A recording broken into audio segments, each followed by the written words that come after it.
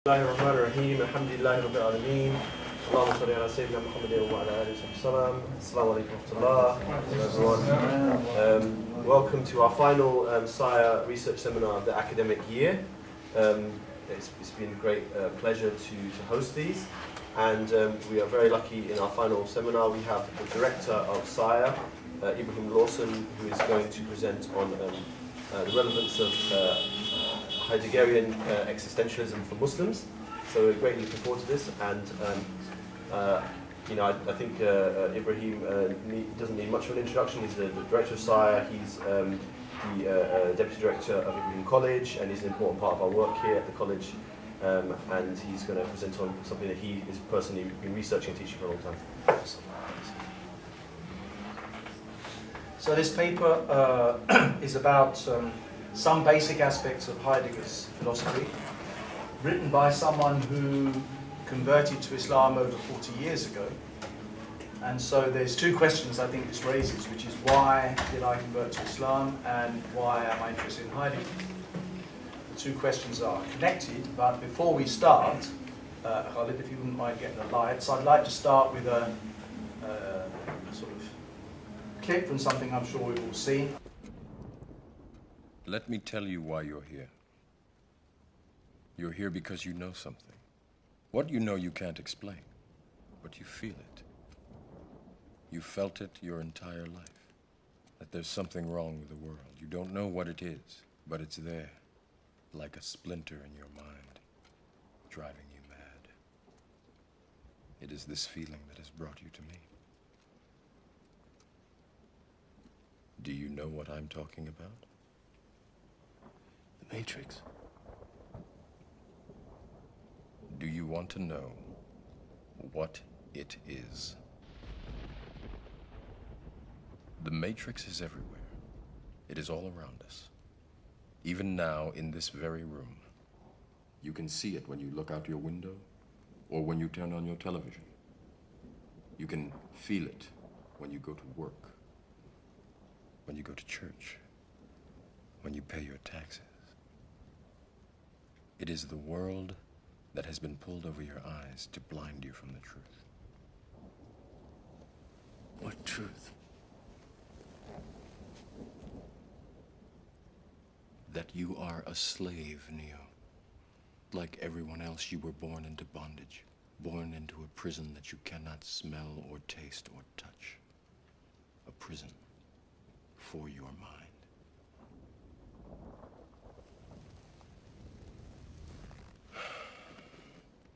Unfortunately, no one can be told what the Matrix is. You have to see it for yourself.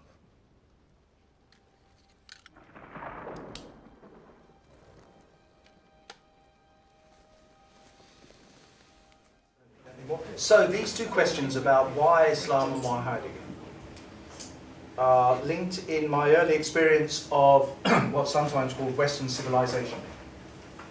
It became more and more clear to me as I grew up that there was something fundamentally wrong with the modern world, and that there were simply so many problems that it couldn't be any one of them that was the issue.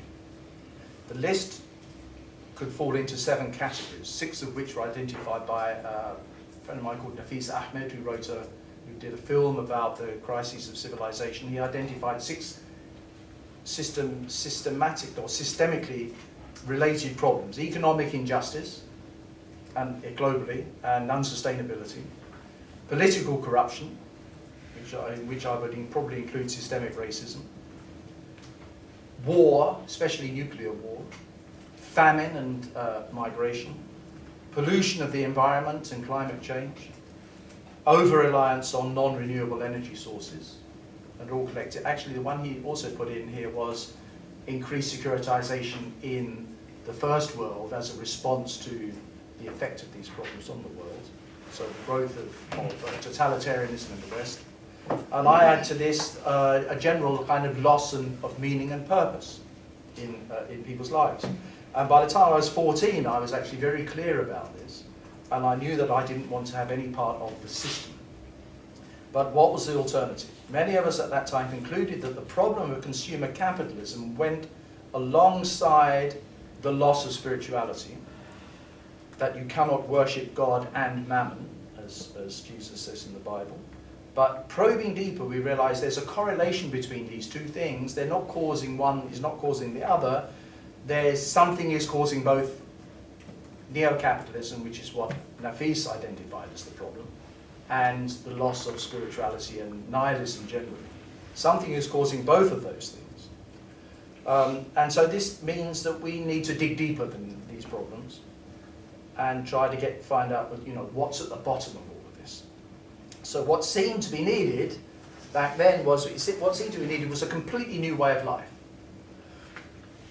And to cut a long story short, this led many, including myself, through various forms of Eastern religions, some very ancient, eventually through Sufism to Islam. The journey didn't stop at becoming Muslim, of course, because then the journey starts the process of learning about and understanding what it is that you've taken on.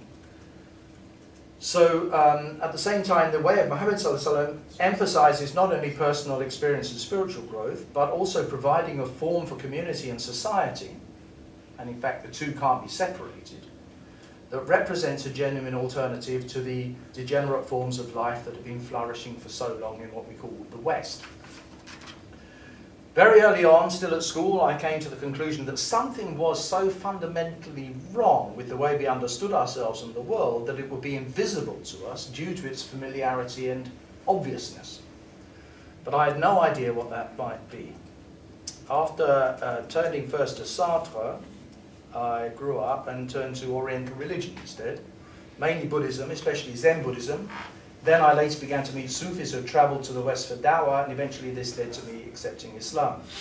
The common thread in these religions that I took an interest in was what could be called mysticism, whose basic premise is that the world we take for granted as real is actually an illusion, but one from which we can wake up. This seemed to me to be about right, because obviously something was fundamentally wrong, and this was affecting all of our understanding of ourselves and the world.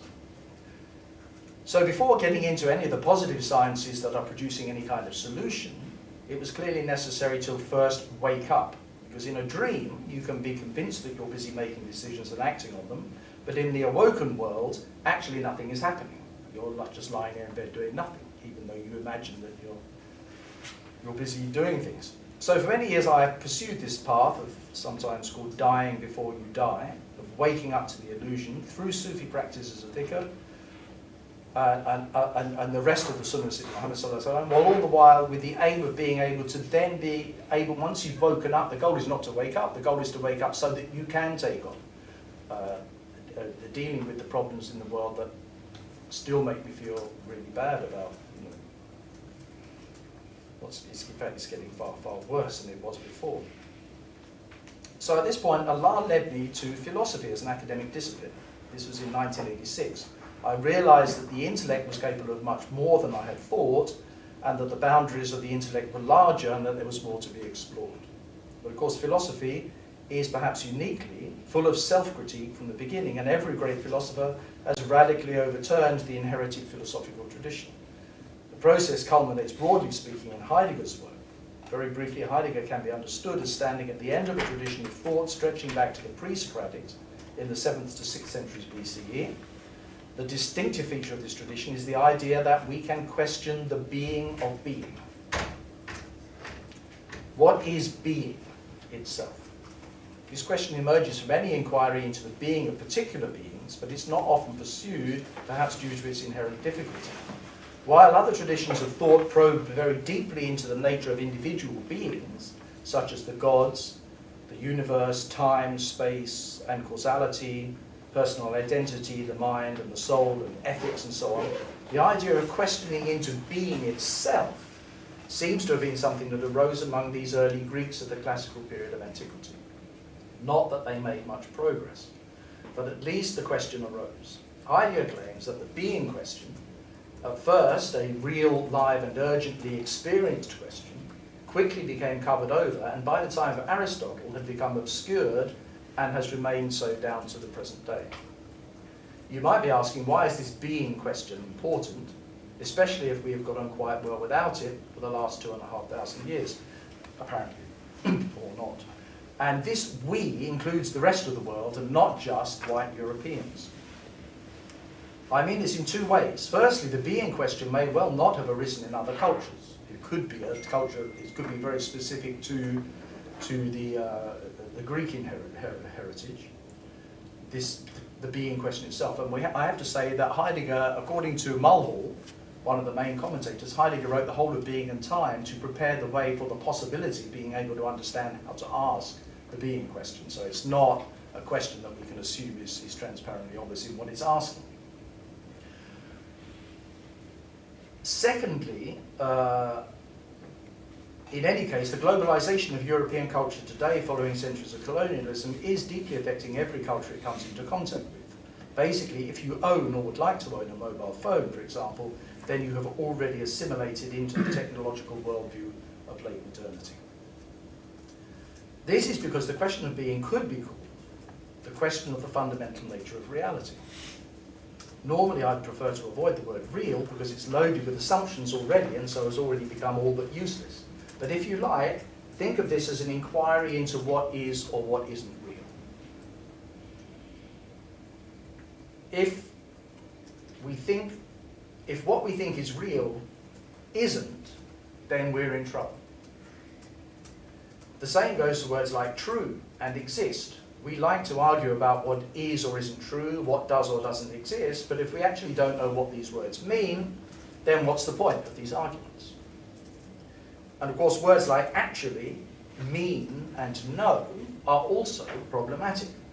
So perhaps this is the matrix, that our words themselves form an invisible, illusory prison in which we are trapped without the possibility of escape, all the while thinking we know what's going on and have some kind of control over it. So I think this Hollywood version of the matrix makes it a technological matrix, but in fact it's technology itself that is the matrix. And by technology, in Heideggerian terms, we mean not the apparatuses that we see around, the products of technology, but a whole understanding of being itself, which could be called technique, or the essence of technology, which Heidegger also calls enframing. So I think the matrix today is enframing. And if you need to know more about that, that will have to be for another time.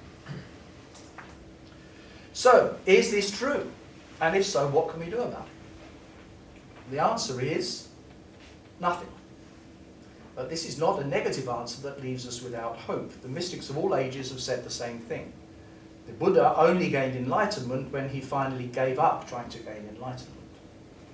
Afterwards, he explained that he gained absolutely nothing at all from complete and perfect enlightenment, which is precisely why it is called complete and perfect enlightenment.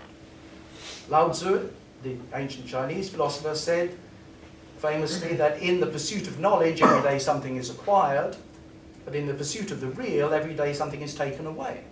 So that less and less is done until non-action is achieved, and when nothing is done, nothing is left undone.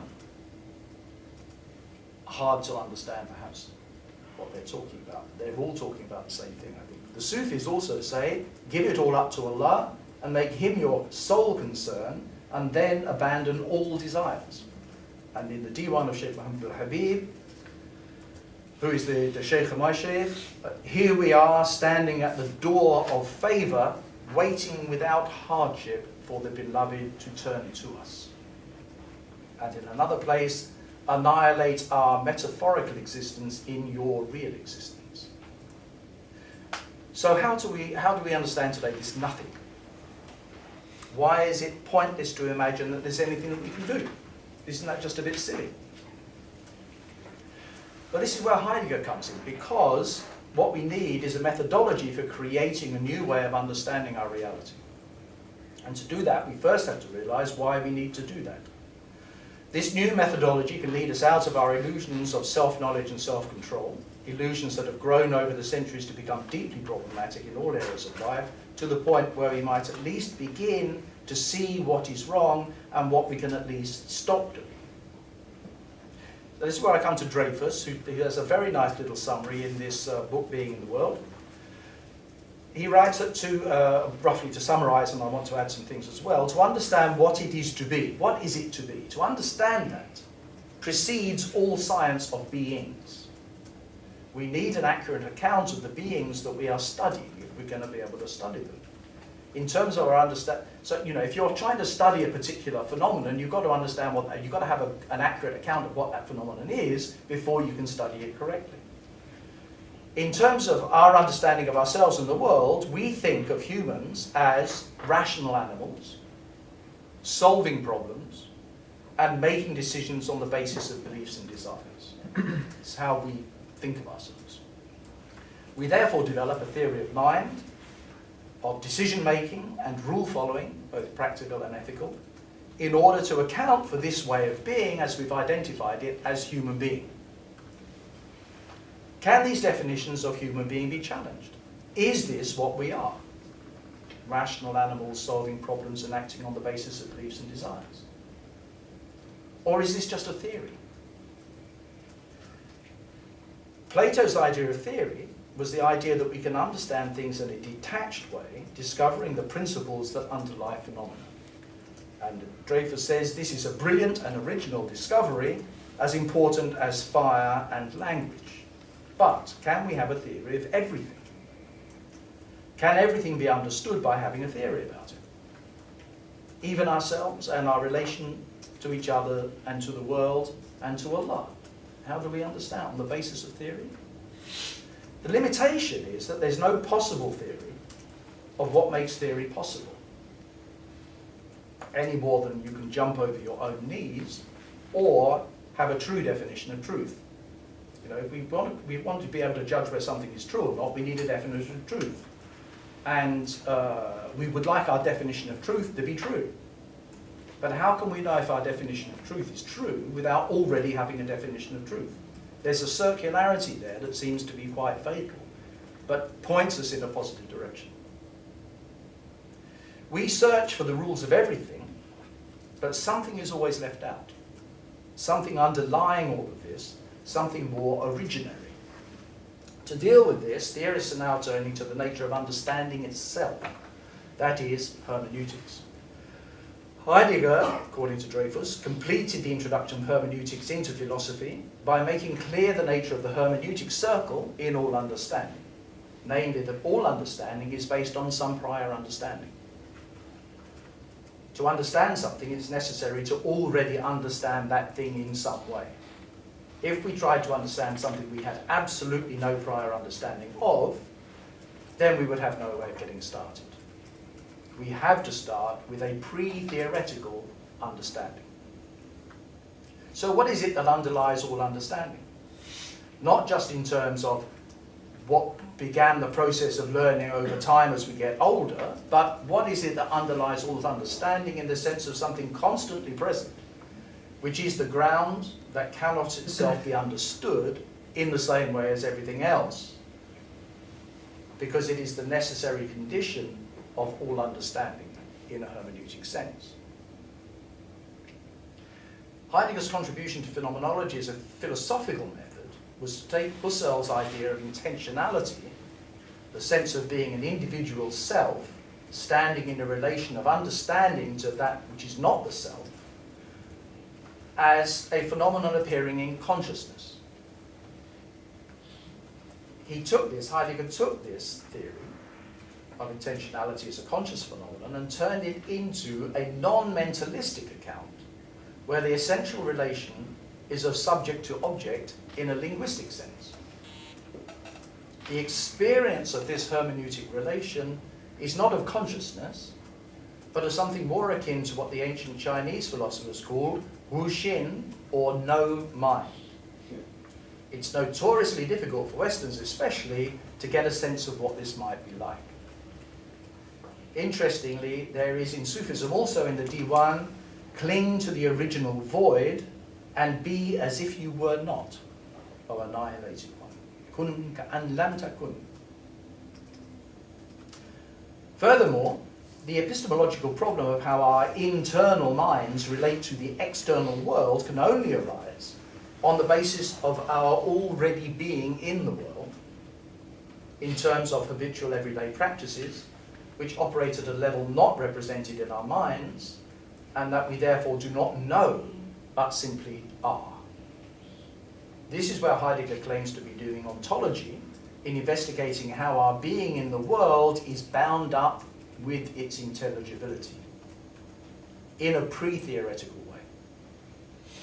What makes theory possible is our already being in the world in such a way that it is already intelligible, whatever theory we later construct to account for this. This pre-theoretical background is not formalizable or explainable, although it can be shown or pointed out. Again, in the D1 we find, if you were to reflect on the secrets of all the limbs and how easily they are subject to the heart's command, and if you were to reflect on how the hearts are moved to obey Allah, and at other times they move darkly to disobedience, then you would accept the reality of Tawheed with all your being, and you would turn away from illusions, uncertainty, and otherness. And these verses may be saying that we normally have far less consciously directed control over our bodies and our minds than we imagine, and that the secret of this is that on reflection we can begin to see that our egos construct this narrative of control, which is not real, ultimately, and that lacks clarity, obscuring the simple unity of existence that underlies and grounds the flow of all beings as they come to presence. Dreyfus says, thus Heidegger breaks with Husserl and the Cartesian tradition by substituting for epistemological questions concerning the relation of the knower and the known, ontological questions concerning what sort of beings we are and how our being is bound up with the intelligibility of the world. And again, this is something I think we can relate to from an Islamic perspective.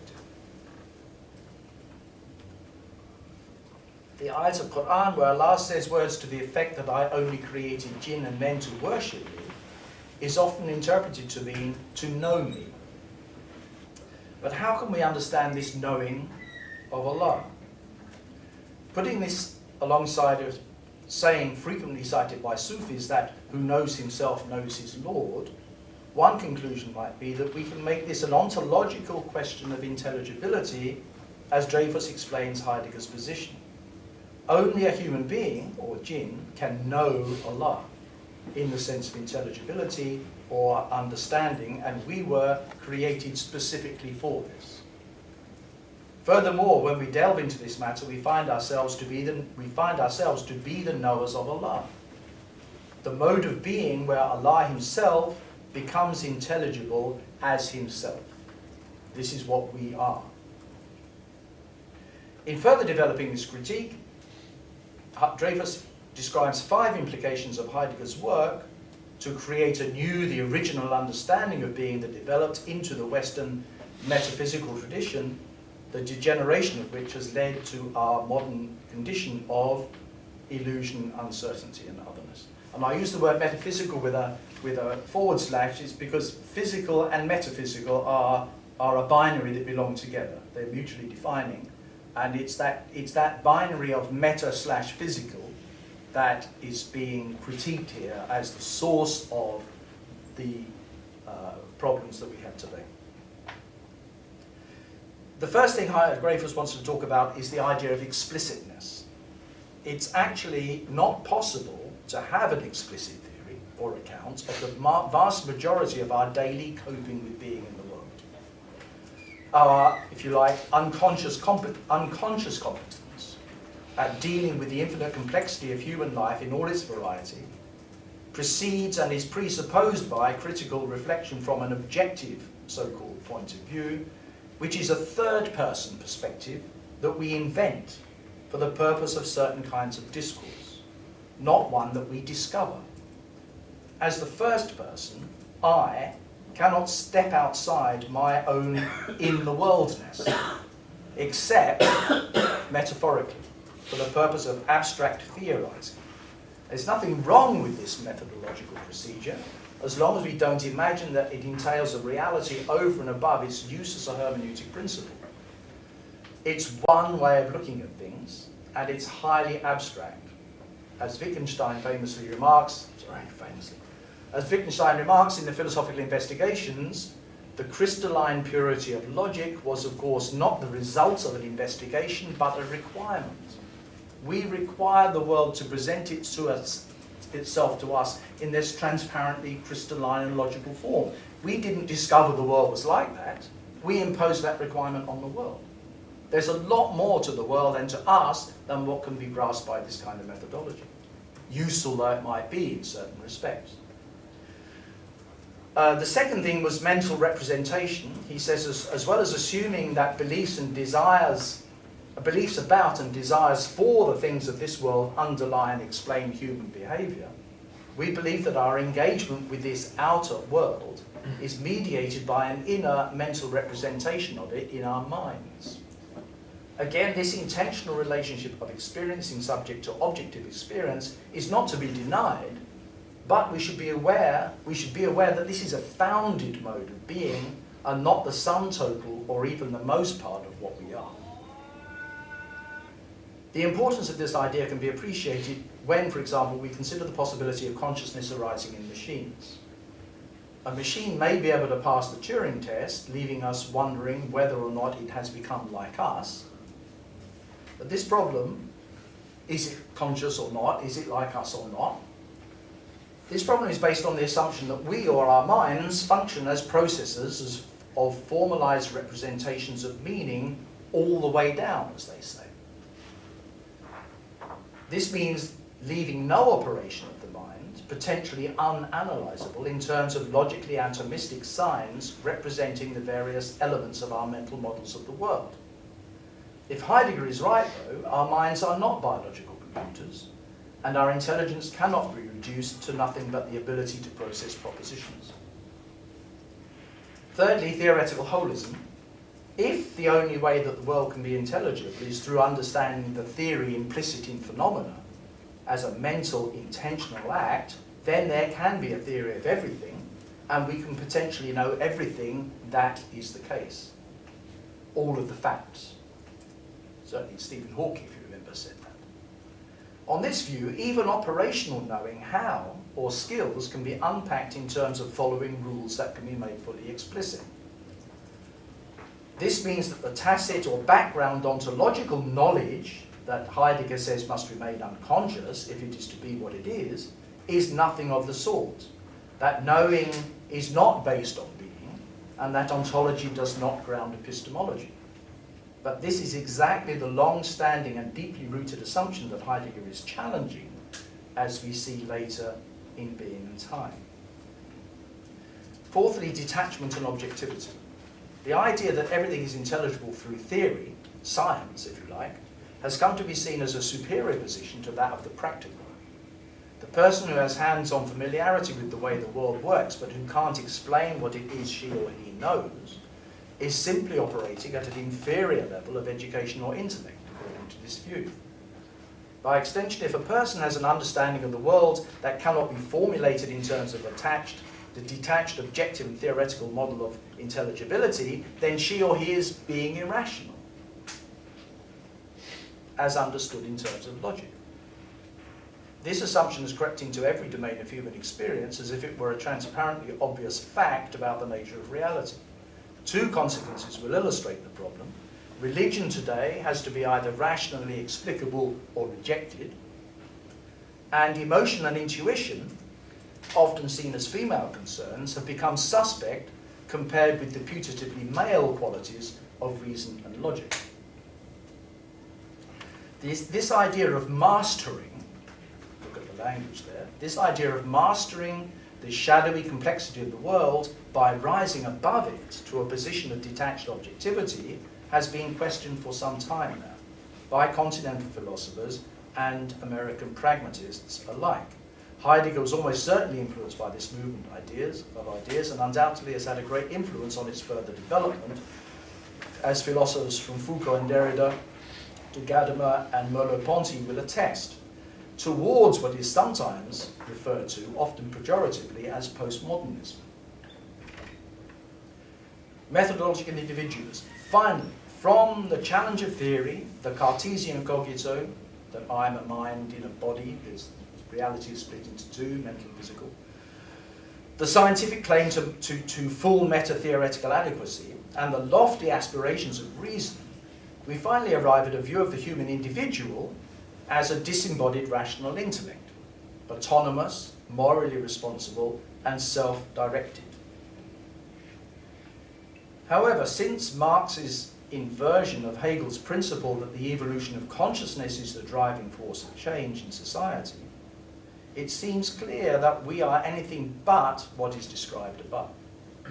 We do not have to agree with Marx's dialectical materialism that the competition for control over resources drives the development of society and necessitates the ideological control of the thought process of the masses, to see that no man is an island and that we ourselves are very much a product of our times.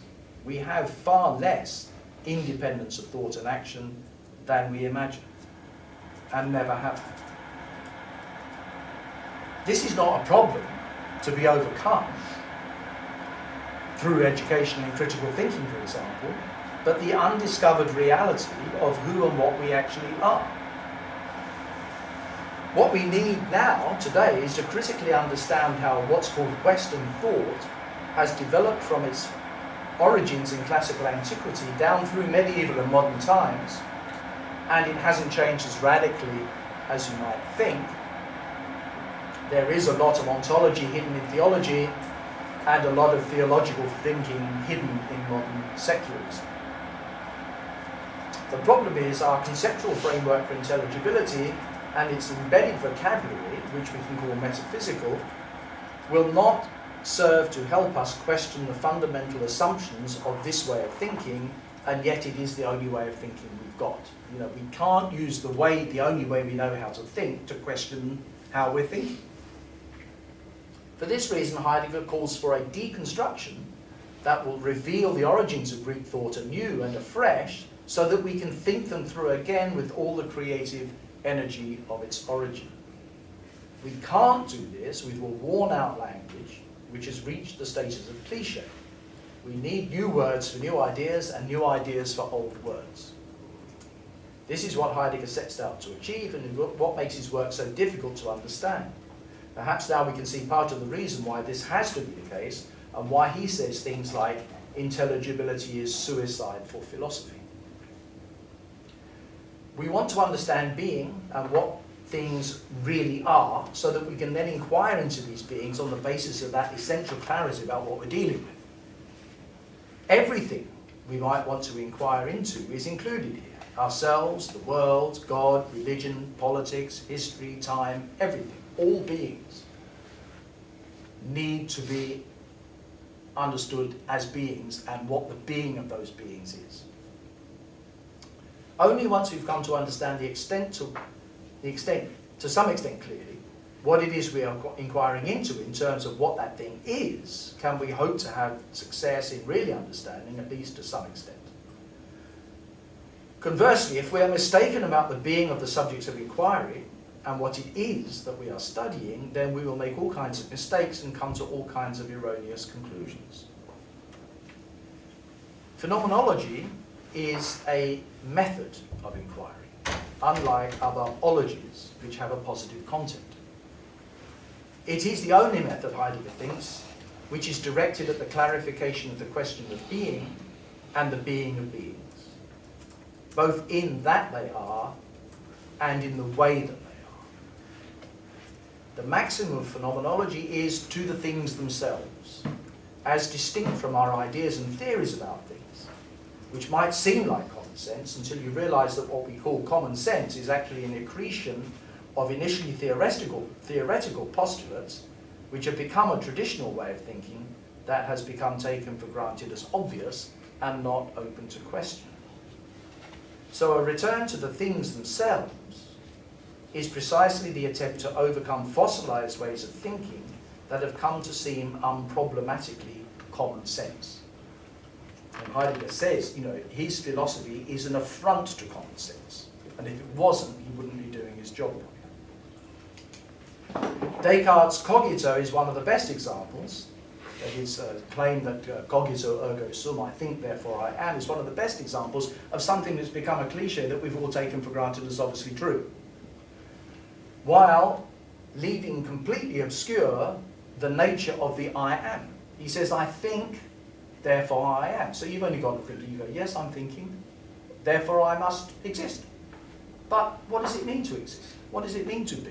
That's left completely unclear. So this kind of thinking becomes a postulate of common sense, having been invented by a philosopher, that we don't think leads to any interesting questions. Of course, it leads to the most interesting question of all. What is the nature of the I am? If phenomenology is to be our method, the only method for inquiring into the meaning of being, what is it? The word is based on two Greek words, phenomenon and logos, which would normally be translated as the science of phenomena. This needs to be clarified. And here we're going back to Being and Time and Heidegger's introduction to his methodology, where he talks about the meaning of the word phenomenon and the meaning of the word logos and how the two combine to give us the method of phenomenology, which is a hermeneutic phenomenology and not a phenomenology of consciousness. So a phenomenon, the root of this word contains references to light, or phos in Greek, and so a phenomenon is a being which is showing itself by coming to light. Beings can show themselves in different ways according to our mode of access to them. Sometimes they show themselves as something they are not. We call this seeming. And we say that things are not always all they seem.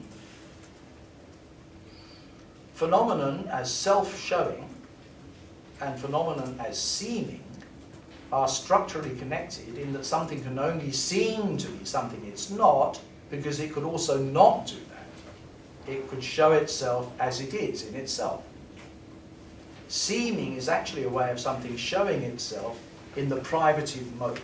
And Heidegger uses this word a lot. So I'll come back to that later.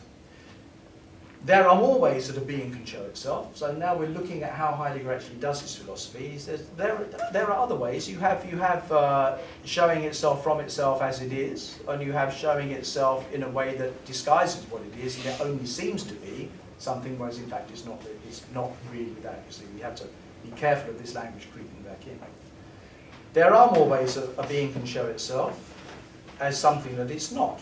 For example, through appearance, mere appearance. The appearance of the symptoms of a disease, for example, are the self-showing of the disease in itself, but the spots in themselves are not the measles. They are part of the being of the measles. The measles announces itself through the appearance of symptoms. But this doesn't mean that this appearance is a seeming. Seeming is the coming to light of a phenomenon as something that it's not. Appearance is the announcing of something that remains hidden. So the measles virus does show itself in the appearance of the spots, and so as a phenomenon in the pure sense, they make the spots are the appearance of the measles, but that is the measles appearing as the spots. The word appearance can be further understood due to its misunderstood due to its ambiguity between the following possibilities. The basic meaning of appearing as the coming to light of phenomena. So measles appears in childhood. Appearing in the sense of the announcing of the coming to light of a phenomenon that doesn't show itself. So, when we encounter the spots and the temperature, we're not directly encountering the disease, we're encountering the disease through the symptoms of the disease, which are announcing the phenomenon of the disease.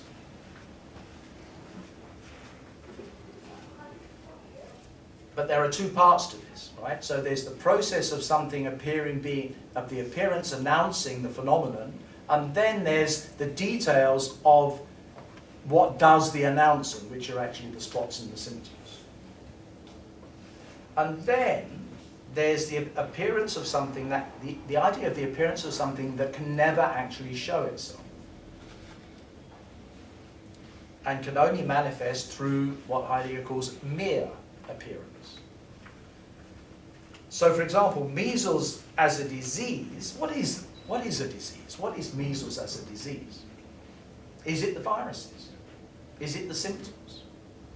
Or is it, can we think of some sort of platonic form of the measles, which can never, as a platonic form, it can never actually show itself. It can only, this is what Kant called the noumenon, which can only ever show itself through a phenomenon, but can never actually show itself. So what is the measles?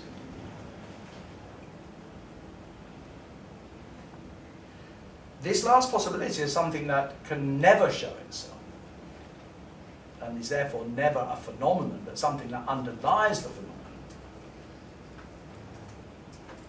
Suggests that this, whatever it is that can never show itself, is hidden behind a veil of appearance.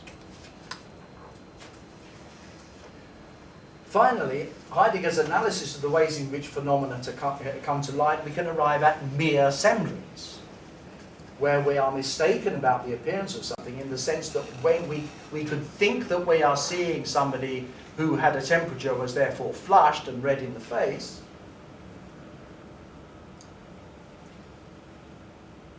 In other words, the appearance of a disease that's not showing itself in itself but via a symptom which gives a man a certain appearance, only to realize that it's a trick of the light and his skin is not red at all, but merely seems to be so. Merely seems to be so. Just as semblance is a privative mode of the phenomenon showing itself, mere appearance is the privative mode of appearing. So we have all these different ways in which a phenomenon can come to light. This complex description of all the ways in which showing and seeming and appearing can work is necessary if we want to get very clear about what a phenomenon is in terms of a being that makes itself available for phenomenology. This is our method. We want to study the phenomenon. What is a phenomenon? And he's taken us through this. Very difficult. I had to read, I've read it 20 times, I still don't quite get all of it, but this is Heidegger making us think.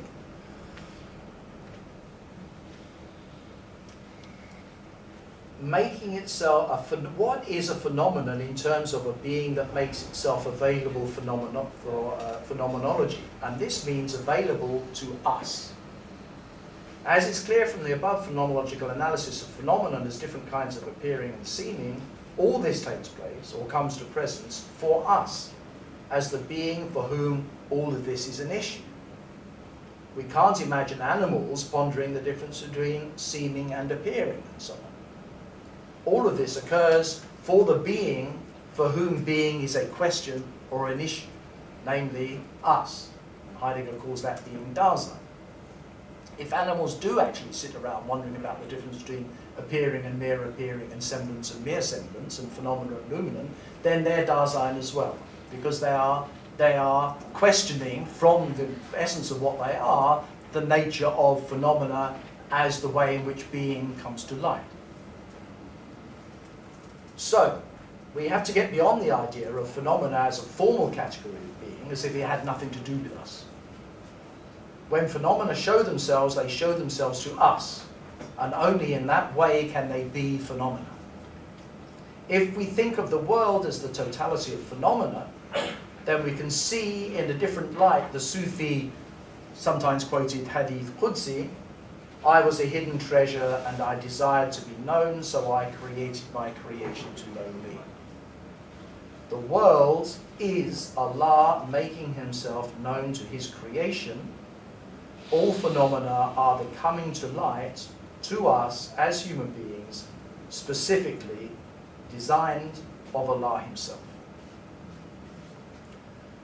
However, on the basis of Heidegger's breakdown of phenomena, we can go further and say that Allah himself remains hidden and is announced by the appearance of the creation.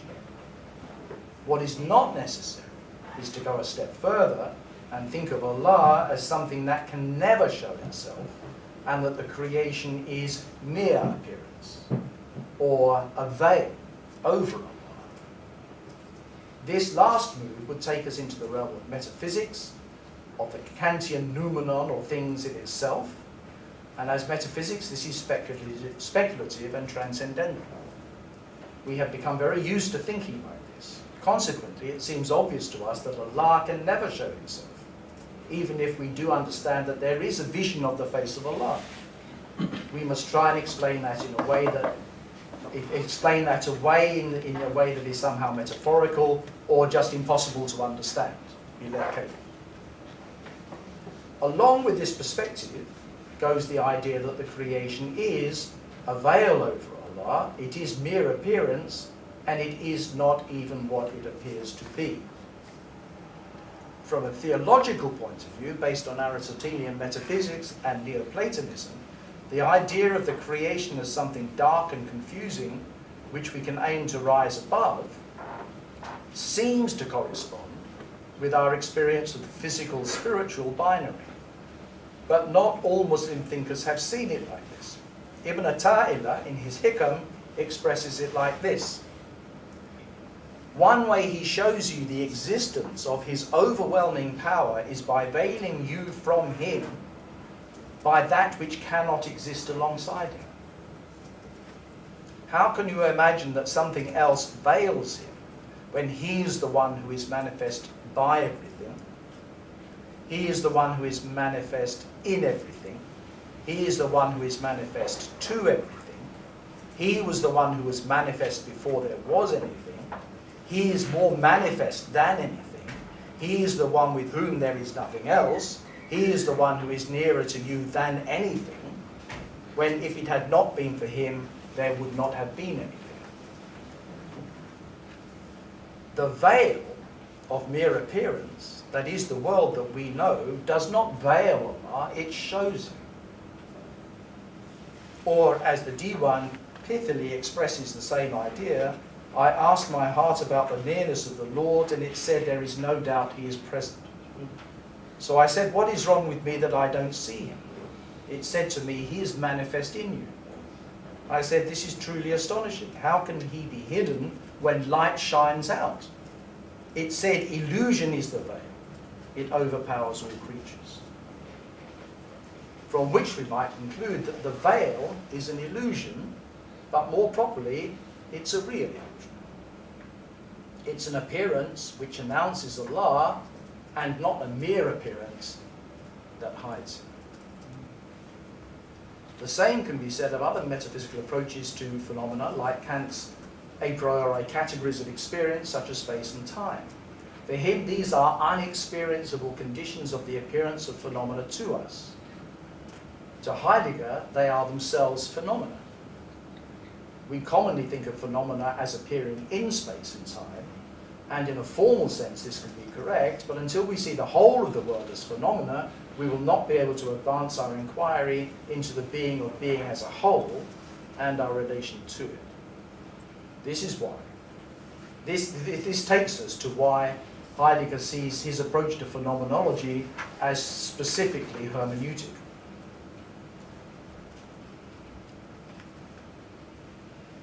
The other part of the word phenomenology is logos. This has been translated, that is interpreted, in many ways since its first use among the Greeks, for example, as reason, judgment, or even science, for example. Heidegger prefers to go back to Aristotle's concept of logos as discourse, in the sense of apophanesthai, bringing to light the topic of discourse and letting it be seen. Notice the same root here as in phenomena, the idea of phos, or light, which gives us phanesthai, or appearing. In this way, logos lets something show itself when it presents as the subject of discourse. Not all discourse is like this. Questioning also lets things show themselves, or be made manifest and be seen, but not by making manifest something as a topic of conversation. Furthermore, when fully realized, discourse takes on the character of phone, or speech. It is primarily through vocalization that phenomena manifest themselves to us. It is only once beings have manifest in showing themselves to us in some way in discourse that we can then understand language as a synthesis of signifier and signified. Beings appear as they are in language. Their appearance is their way of being. It is what they are as phenomena and there is nothing hiding behind the phenomena in the sense of something that can never come to light or that has to be put into words. This is why the sin of synthesis, as the putting together of two things that then has to be explained, such as signifier and signified, or sign and reference, is better understood as the sin of occurring together, sin S-Y-N, occurring together in the first place, where a being is seen as something, only then to be thematically separated as part of linguistic theory. To make matters worse, this theory then gets the status of common sense, as if language and the world are primarily two entirely different entities that have to come into a relation on that basis. Wittgenstein's philosophical investigations is a lengthy critique of this mistake. With the concept of truth as aletheia, or unconcealing, we can see that all phenomena are true. All phenomena are true. First and foremost. Only then can they either be seen as they appear, or appear as something they're not. This means that a correspondence theory of the truth can only get started as a theoretical abstraction away from the primary manifestation of being through logos as apophynesthai, or letting be seen. Once something is seen, it can be seen accurately as it is, as an appearance, or otherwise as a semblance or something that is not. With this concept of the logos giving rise to apophantic speech, we can put together phenomena and logos and come to phenomenology as a method of inquiry into being. Heidegger explains phenomenology as a return to the things themselves, as they show themselves from themselves, just as they show themselves from themselves, unquote. What he means by this is that we avoid theoretical speculation about what must be the case and concentrate on what directly shows itself to us. You might think that nothing shows itself directly, except sense perception, and that even that must be interpreted at least to some extent. Moreover, that this interpretation must be done on the basis of language structures, concepts, and so on that are available to us. But we need not understand this in terms of a view of language as a labeling system for objective realities existing outside language. The self-showing of entities as phenomena takes place as discourse, not prior to it. The appearance of phenomena is ontological in the sense that this is what they are. Subsequently, we can construct a discourse around a particular region of being, where the phenomena are taken as positive content for a specific form of discourse, such as psychology, biology, theology, and so on. The focus of phenomenology in the philosophical sense is the being of beings rather than some isolatable aspect of that being. And this is why Heidegger says ontology is only possible as phenomenology. We're not looking at the essence of a being in its Platonic form or its material substance as being what it really is. We're looking at its appearance to us, either directly or indirectly, in the various ways that things appear, including their appearing as something they're not. All of this, moreover, in discourse or language. It's a fundamentally different and much richer approach to ontology than the scientific naturalism that is descending down to us from metaphysics. So I thought I'd stop there.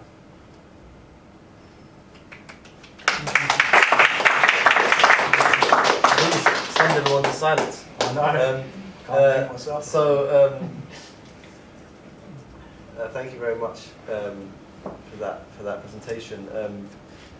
I would like to encourage the audience, please do ask questions. They don't have to. They can be clarifications of points, or it could be something to engage or to critique or whatever you want. So, from the audience, are there any questions? Would anyone like to start? Just that last line. What? If you just clarify. Clarify the last line. Well, scientific... You just sound like you want more. Scientific naturalism is the idea that the fundamental nature of being is material. Right? That what things are essentially is matter and energy. And then how does that connect to a metaphysics? Well, because that view is connected. That view descends from the separation of the physical and metaphysical. Because what happens in the Middle Ages is that metaphysical is prioritized over the physical. Right? So we see this world as a place to escape from to the higher regions. There's a kind of verticality involved. It gets lighter and lighter as you go up. This world is horrible and nasty and we should get away from it. Don't worry, the end of the world's coming soon. We don't have to worry, we're going back to God and all that sort of thing. And they didn't really pay much attention to this world. What happens with the Reformation followed by the Enlightenment and into modernity is that it starts to switch over and people start to think that the physical world, as distinct from the metaphysical, is more important than the metaphysical, and people start to lose sight of everything that they've parked in the metaphysical, like God and ethics and value and meaning and purpose. If that's all going to be metaphysical and the only concept of reality we've got is the physical, then these things are going to start to become abstract and vague and mysterious.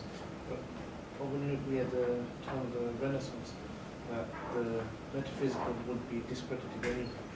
In the time of the Renaissance? Enlightenment, basically, they would say that. Well, no, the interest in metaphysics continues through the Enlightenment.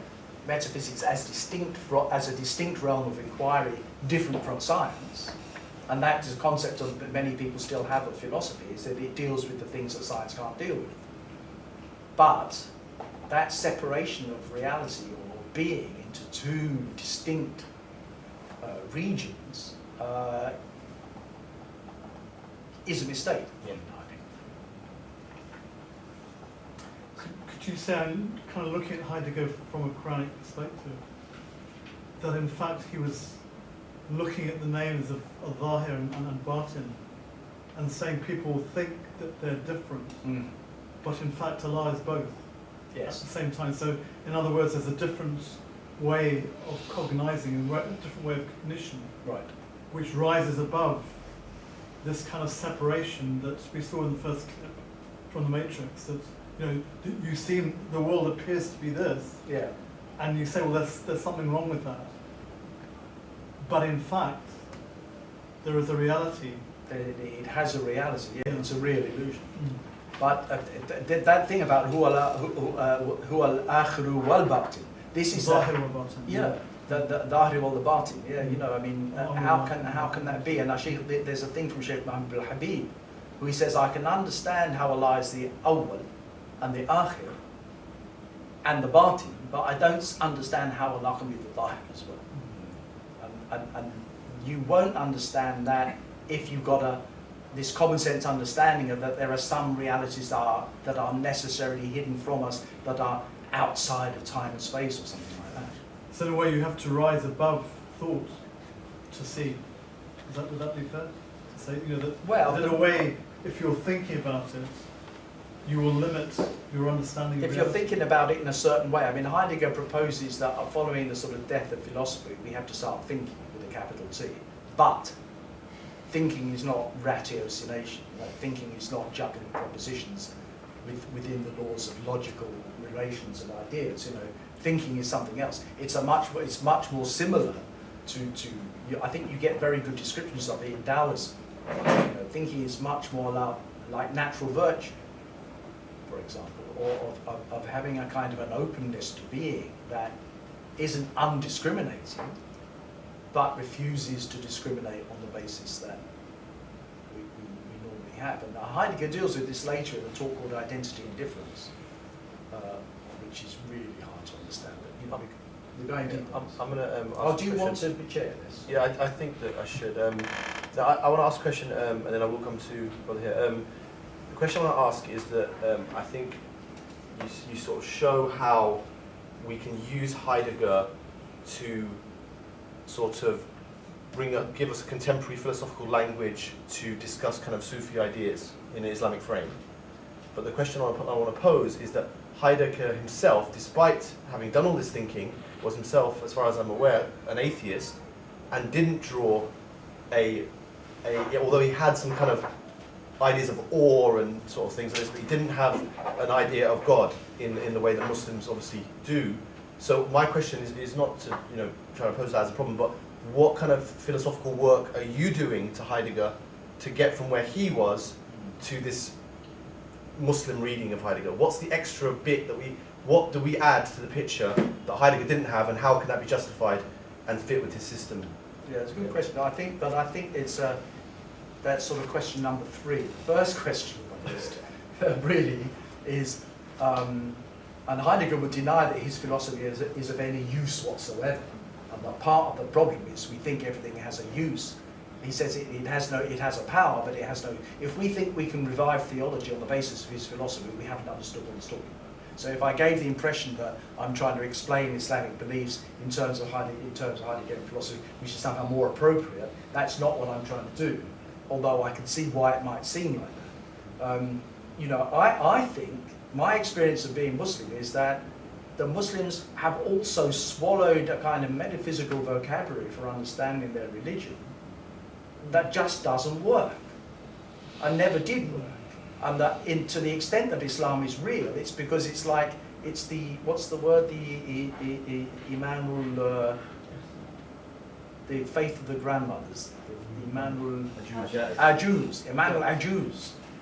You know, there is a possibility of having profound faith, but it's not going to be accessed, explained by theoretical constructions using metaphysical terms. You know, even I mean, we use the word God, we don't know what that means. We use the word exist, we don't know what that means. Every time we use the word is, we've got no idea what that means, which means basically we haven't got any real idea of what we're talking about ever. So does Heidegger basically serve the point of just killing philosophy, sort of killing thoughts? Is that the idea? Like kind of the idea like is that Zen master cut through all this talk, and then hopefully what is real emerges as real. Can I ask a question? Which is Yes, really sorry. I'm in a bit of a rush, and I've got I want an answer to. Okay, go on. Okay, go on. Well, basically, I mean, you mentioned something about Heidegger saying that, you know, there's a circular argument, which is that to have an understanding of being, you have to have a pre-understanding, in a sense. So, what is he pointed? How does he explain that? What is his pre-understanding? It almost seems like, as an atheist, how can you have a pre-understanding? For a Muslim, we can say it's like the revelation on your akal. You know, the revelation which is given to God is like a pre-understanding. It's a fitra which you have, which you kind of nourish and enhance through logic and studying and understanding and reasoning. But how does he explain what this pre-understanding is to explain the circular argument he says, or he talks of? Okay, well, again, that's a good. I mean, all of these questions take about 10 years research to answer. Okay, so, but the thing is, my wife's coming in. no. You got 5 minutes. So basically, 5-minute version. the pre-understanding is something to do with everything that we learn about being before we learn to think. Right? So you can see it very clearly in little babies. Right? Babies and children up to the age of 2 learn an incredible amount about the nature of reality and themselves and other people before they can articulate it. And in fact, to the extent that it's actually unarticulatable, and also we shouldn't even try to articulate it. That would be like trying to ride a bike by memorizing all the rules for riding a bike and continuously assessing yourself against the rule book. You can't do stuff. So I think I think that there's something in, and this is the importance of Sufism, that Sufism maintains certain practices, and in fact Islam generally, you know, the fasting and the dhikr and the qiyam al-layl, all of these things are designed to act, to enable us to engage in a non-rationalized way with something more fundamental in us than sort of models that our brain can construct, you know. So you know, and I think, you know, that this is where we live. I mean, the thing about theory and reason and ideas and all of this stuff that we imagine, it's actually all imagined. It's not even actually going on. You might think you go through life making decisions. You don't. You know, you might think that your understanding of the world is what is represented in your mind as some kind of picture of the world that's in your mind. It's not. We don't deal. The mind itself is fragmented. and confused, and it's only because it's sort of we're able to sort of give it a kind of focus that we think we are one consistent person from the time we wake up to the time we go to bed. None of that is true. So this is the imaginary world that we live in which we have all our clever ideas. You can see it doesn't work by the mess society is in. We've got to reconnect. Now, one of the Islamic words for this is fitra, but I don't think people understand what fitra is either. If you think of it as some kind of innate nature, you've already lost the story at that point. If you believe in the innate nature of the human being, you're off on a metaphysical journey which isn't going to get you. Can we go to the brother who's been waiting a long time? I've taken away from this the idea of beingness, as you said. It's becoming, yeah, or even put it in a metaphorical sense, light upon lights. Yeah, and of course, with the idea of lights upon light, we will never know the source of the light. Yes? What my question is, how does this translate into a research program, or break it down even smaller, a style of writing, a style of expression? Because you ended off saying that that thought. All phenomena are true, yeah, in discourse or in language. Yes. So, how would we? I mean, there are many different phenomenological, logical that one. Yeah. research programs. Yes. Okay. Yeah. But in terms of the art of writing in that way, Right. yeah, or discussing existence, yeah, or experience. How does it come about? Well, in your point of view, I think that it's again, an interesting question. I think that we had to look at poetry. We have this idea that language first comes to presence as prose, and then it gets tarted up to be turned into poetry. But in fact, you could look at it the other way around, that language first comes to presence as poetry, and then we have to abstract away from it all the poetical parts to try and turn it into something that's not poetical at all. I don't think it's actually even possible. Right? So it could be that, people who try to write, I mean, some people don't write about this at all, right? Those who speak don't know, those who know don't speak. There isn't anything you can say. Or if you're going to say something, it's got to sort of blindside people. It's got to be it's got to be an approach that digs a little bit deeper than just giving the brain something to chew on. T.S. Eliot's definition of poetry was that the poet is like the burglar who throws a bone to the guard dog so that he can get into the house and steal the family silver. You give the overt meaning of the text to the brain to chew over, but if poetry is doing its job, it's getting inside and rummaging around, right? And so it's something like that. I mean, I think there's a lot of work to be done on the idea of the Quran as a poem. Now, not a poem in the sense of the way people normally make up poems, right? And the Solomon was not a poet, right? But that's one way of defining it. In Heidegger's work, Introduction to Metaphysics, he says, poetry founds a world. If you think that what the Quran gives us is a world, a whole world in which we live and understand and know and experience ourselves, that couldn't be done by some sort of black and white philosophical, left to right, top to bottom, brain engaging text. It's got to be done in some way that engages something deeper in you. I mean, why do we say, all the time, you repeat Quran all the time, and then one time, an ayat will hit you with incredible force.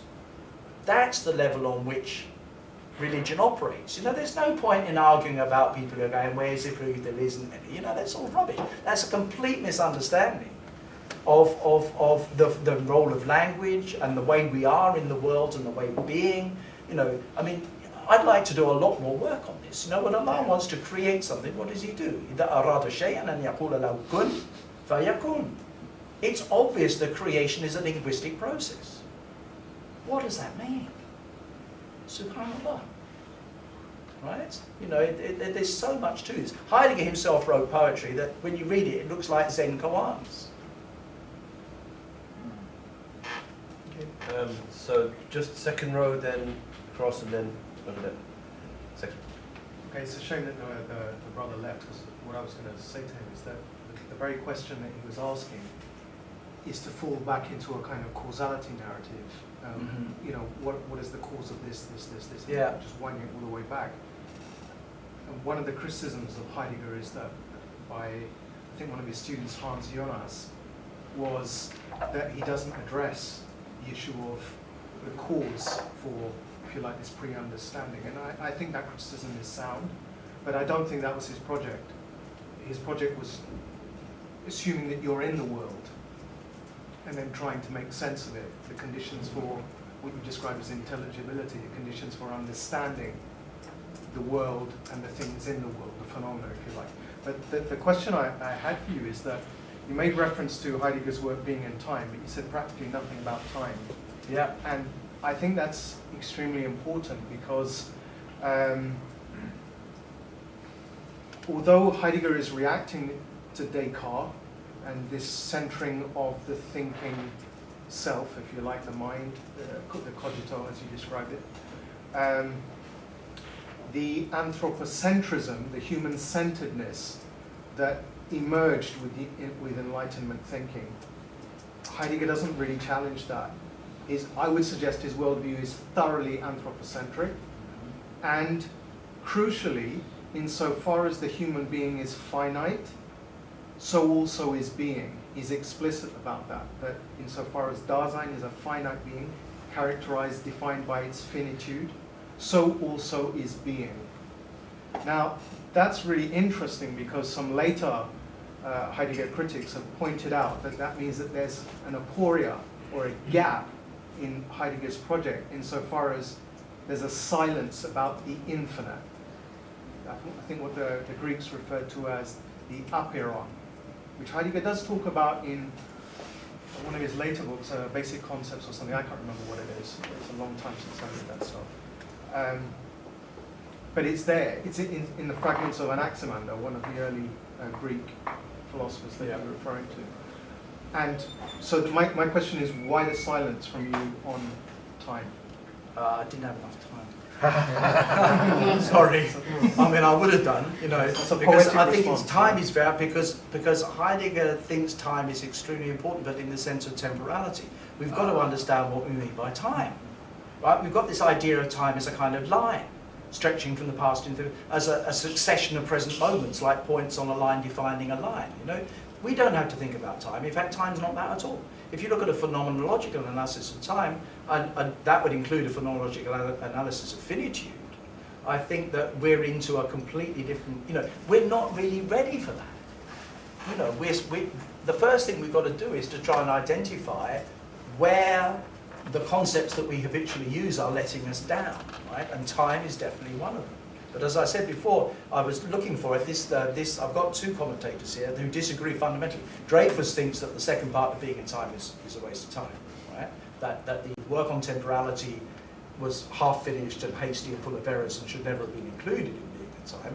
Whereas Mulhall thinks that it's the whole point of the first part of Being in Time is to get to the work on temporality because it's fundamentally important that we understand temporality. But we're not ready for this kind of discussion, I don't think, until we've sort of immersed ourselves in the world that Heidegger's describing. So when I come across people that say, oh yeah, but what Heidegger got wrong was, you think, well, I'm glad you're in a position to know that, because until I understand what Heidegger's talking about, I'm not going to know whether he was right or wrong or not. You know, and that does take a long time. But you know, there are other aspects to your question that I'd like to pursue. In fact, you know, definitely. All right, we're going to go to the third. In terms of essence as opposed to existence, from the perspective of the unity of existence, I'd just like to know your view of free will and predestination. Could it be that the divine enacts our predestination through his free will? That'd be a possibility from perspective of unity of existence. I think this is a topic that i.e. are that we don't really not we ready don't to we do don't it. have free will, basically. Well, It's- you can we- say it's- that, but it's then on the Allah's other will. hand, you can't say that. You know, it's one of those things that if I was a Zen master, you know, I'd hit you over the head with my slipper right now. It's one of those things that it's like, look, you know, it's very, very weird what's going on there. You know, in terms of the freedom of the will, what is that even supposed to mean, right? And then there's a whole lot of stuff I've read from Kierkegaard about how nothing is predestined until it actually happens, and then it was predestined, but it wasn't predestined until it's like, you know, we haven't got the mental apparatus to actually be able to deal with these things here. You know, so let's not run before we can walk. Let's just take a step. I mean, I think there's an exercise that you can do to test whether you've actually got free will or not, and you can try and observe the process of decision making. I mean, this is one of the critiques. You know, do we act on the basis of beliefs? The way the principle is supposed to work is that we have certain values, and when we encounter certain factual situations, we bring those facts into a relationship with those values and make a judgment, which we then act on. But there's a gap between judgment and action, you know. So you can observe this. This is a Zen exercise. You know, you can observe what happens when you actually, you know, I mean, Alan Watts talks about this. You can gather all the information necessary to making a judgment, and you can even make the judgment, but the judgment is not the decision. The decision to actually act on the judgment is, where does that come from? You know, our modern world. He's talking about the I Ching, you know, the Book of Changes, the Book of Divination, which started out by heating up a tortoise shell and observing how it cracked in the fire under the heat, and from that predicting the future. And he goes, it sounds ridiculous to us, but how do we do it? We think we gather together all the information that we need, and that somehow magically creates, you know, there's a kind of a magic there. You know, the functioning of the will, the way that knowledge is turned into a judgment, is turned into an action, is something we're all very familiar with. But is it really like that? Try and observe the decision of the process of decision making. You know, a good one is getting out of bed for Fajr, right? The alarm goes off, you're lying there, you've got a choice. Are you going to get up or not? And you lie there, poised on the two prongs of this dilemma. But at a certain point, your arm is going to throw back the covers and you're going to swing your legs over the edge of the bed. Try and be there when that happens and ask yourself, did I do that? Or did Allah do that? And you could ask, how did everyone here today decide to come to this event? But my question that I really wanted to, it's more of a comment really, but from my very limited look at philosophers, they always have to begin by saying, what do I mean by my terms of reference? Right. Because if I'm not clear with my terminology, I'm not going to be able to say anything that means anything. And it seems to me that the choice of being in time are almost an attempt to look at the attributes of Al-Hayya and Al-Qayyum of Allah. But he didn't have that vocabulary. Right. He didn't have access to that Quranic vocabulary. But that was the reality that he was approaching, because Al-Hayy is the one who is alive in the moment. And living forms come and go, and all that remains is the face of Allah, as the ayat says. But the Qayyum is that time continuum without any beginning, without any ending, that's always been. So that seems to be what he was looking at. And then maybe, from what I've seen, from when people talk about what he achieved in terms of understanding life, he was arriving at the meaning of the ayah, "La tudriku al-absar wa huwa yudriku al-absar." You know, so whatever you try and think existence is, that's not it. There are lots of clues in the Quran that I think we then try and interpret them in the thought mode of today, which is not adequate for interpreting them. What I think Heidegger's doing, to come back, Ibrahim asked this question, I think that one way of understanding this is that I think from Ibn al-Arabi there's the concept of ruhaniya al-insaniya or something like that, of there is a level of spirituality that the human being can achieve simply by virtue of being a human being. And then after that, you need guidance, which if you're not following the Rasulullah sallallahu alaihi wasallam, you don't have access to. But there's quite a lot that you can achieve by the sheer force of your own persistence. And Heidegger is very spiritual. You know, there's no doubt about it. You can't say he was an atheist, because I think that would imply that we can distinguish between theism and atheism. That Heidegger would make that distinction the same way as we might make that, you know. And I don't think he would have done that. You know, I mean, the more you read about Heidegger, the more you don't quite get what he's talking about, because it's really hard to make judgments about what he. But I don't think that's necessary. I think as long as what he's giving us is a stimulus to think more deeply about stuff that we might have taken for granted. Because if the problem that we've got in the world today is that we've been thinking about this all wrong, and that this is something that started a certain time ago, and it's kind of got worse and worse and worse, to the point where we're just about to totally destroy ourselves and the planet. And for Heidegger, the big mistake is that human beings think that they're part of the world, right? That we are Homo sapiens. I mean, that's when you're anthropomorphic. What is the anthropos? You know, if we talk about an anthropomorphic, I'm not sure how anthropomorphic, he might be Dasein-centric, but is Dasein the anthropos, you know? Is Dasein Homo sapiens? What is the being for whom being is an issue? You know, that's where you can connect, I think you can connect it back to you know, I mean, if I could put this very provocatively, I think that Muhammad ﷺ was trying to teach us about the nature of God and reality and ourselves and the world. And he put it in a certain way. And Allah has put it in a certain way. But texts don't come complete with the key for their interpretation. You have to understand the text. And I don't think we've got the key today to doing that. We've got a huge capacity to delude ourselves. And you can usually tell when you're deluding yourself, because after a period of time you look around and you go, wait a minute, something's not right. You know, somebody said to me very early on in my journey of Islam, he said, if your Islam is not transforming the society around you, it's not the Islam of Sayyidina Muhammad ﷺ and his companions. It's something else.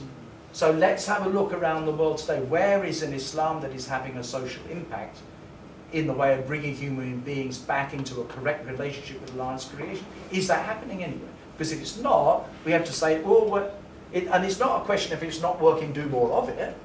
It's a question of if it's not working, let's just give it a pause for a moment and see, you know, if we can figure out what we might be getting wrong.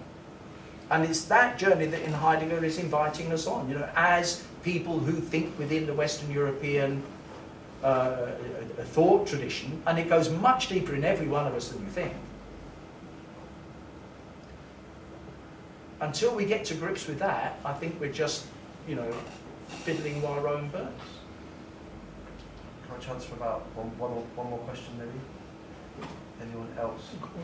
Could I just ask one question, please? Yes. I think you mentioned, you asked a question. How is our being bound up with the world? How what? How is our being bound up with the world? Yes. Yeah? When you asked that question, was temporality in your mind? The issue of? Yeah, temporality, you know, I mean, it's a really interesting You didn't question. deal with that. I didn't deal with that. I didn't deal with about. Were you thinking that? I dealt with about that much and got most of it wrong. But for Heidegger, for example, the world is something that human beings have. Animals don't have a world, right? We're talking about the definition of the world now. And what Heidegger's doing, just to cut a long story short, he's trying to say we've got to stop thinking in terms of matter and energy. We've got to start thinking in terms of meaning. In fact, I seem to have missed a section out of it. I was going to, إِنَّمَا الْكَوْنُ مَعَانٍ قَائِمَةٌ بِالصُّوَرِ. You know, beings are just meanings, given an illusory form. You know, the mystics have all seen it. I mean, Sayyidina Muhammad ﷺ didn't come with anything new in a sense. It's the religion of human beings since the time of Sayyidina Adam. It's implicit in all of us as part of the essence of who we are, to be Abdullah. You know, but let's push what we really, really understand by that. But one of the things is that don't think of this world as a sort of physical container in which we exist primarily as bodies. Let's not think that way. Let's think that we are creatures of meaning who inhabit a world which is meaningful. to us. That's what the world is. And those meanings do not occur to creatures that Allah created that are incapable of being a meaning in the world of meanings. That's not anthropocentric, I don't think. I mean, if it turns out that trees have been sitting around for centuries worshipping Allah on the basis of a recognition that He is the Lord and they're the slave, then they're Dasein as well. I don't want to limit Dasein to Homo sapiens. Sure. Maybe even machines, I don't know. Could a machine ever be Dasein? The being for whom being is an issue. I mean, this, I'm not sure, to be honest. Well, on that note, we've reached our 6:30, so it's the end of the session. Thank you for attending. It was a wonderful discussion. Thank you to Ibrahim for the presentation, stimulating us and questioning us. This is the CIRE seminar series. Alhamdulillah, we've had a successful first year. We'll be back in the autumn term for another series of seminars every month. And so, the messages will go out however you received it this time. I'm sure the same messages will go out again through email, social media, WhatsApp, whatever. And hopefully we're working towards a website in the future as well. And the talks get recorded and eventually go up on the YouTube channel. So that's that as well. So Jazakallah khairan, and please, we look forward to you coming again in the autumn. Yep. And if I could just put in I've been teaching philosophy for a long time, and I ran an evening class for a year, teaching philosophy, not this philosophy, but the background to this philosophy. An introduction to philosophy for people that don't really know anything about philosophy. It's what I teach here in the college, and I'm hoping to run an evening class next year. So if look out for that, I'll publicise it, and if we can get a class together, we start off with a look at logic and argument and the nature of the proposition and so on, and then we apply that to the traditional arguments of the existence of God as a way of understanding that kind of philosophy. And then we look at ethics, and then we look at philosophy of science and deal with questions like evolution and so on. Much more conventional. So I'll let you know if you'd be interested. If you get 10 people together, inshallah.